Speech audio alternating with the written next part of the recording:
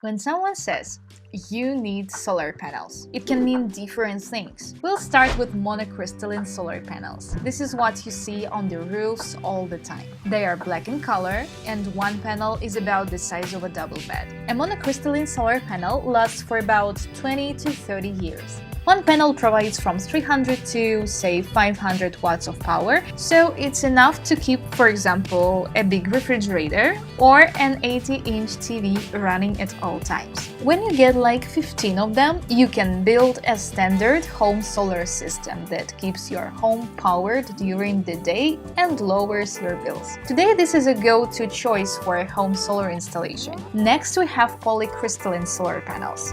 This is what we used to see on the roofs all the time 10 years ago. They are pretty much the same as monocrystalline panels, but bluish in color.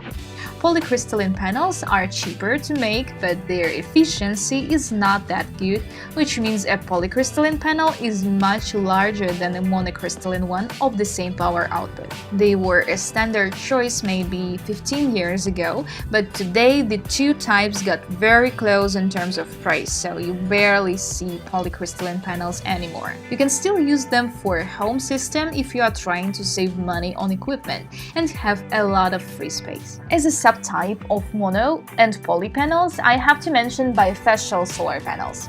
A normal PV module or a solar panel has a plastic backsheet. Bifacial panels have solar cells on both sides.